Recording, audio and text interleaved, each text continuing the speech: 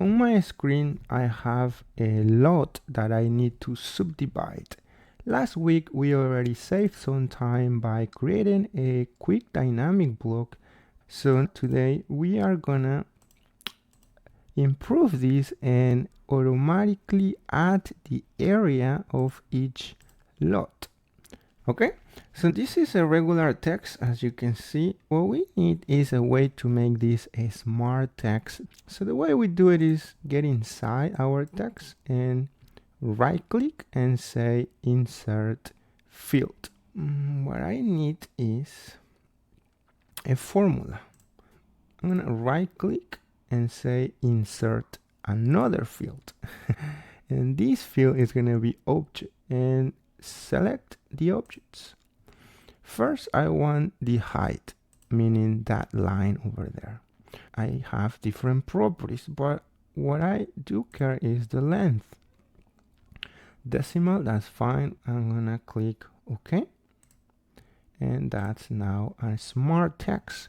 So that means whenever we increase our block using this stretch, our length is gonna also update. Now in the same way I can multiply this using this asterisk and right click and insert another field and select my object, the width of the lot. So again, same idea, length, decimal for the units, that's fine. I'll click OK. So I'm gonna get this area. So let's go ahead and fix the precision setting. Not only that, but let's add some additional format. What I like to do is add a suffix, a square feet, like so.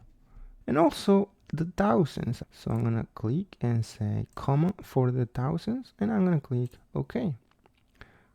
You can see a preview of what we're getting so far, and I'm gonna click evaluate. Our text is updating per the area. Now let's fix the problem of the text position. Move action, select my parameter, my grip, my text, press enter, and change my distance multiplier. So my location would be 3 divided by, you already know the panels, so 1, 2, 3, and 4, because there's an imaginary line over here. So 3 divided by 4. Press enter, and the next time that you need to subdivide something, site plan or lots or window panels or tenant spaces, doesn't really matter, it's that easy now. All you gotta do is again reuse your subdivision block and simply pick the options that you need. See, everything is working perfectly. And you'll see that that's 905 rounded square feet, and that's what we got. A huge thanks to our patrons who make these tutorials possible. If you want to download all our AutoCAD blocks, macros, files, then check our community link below.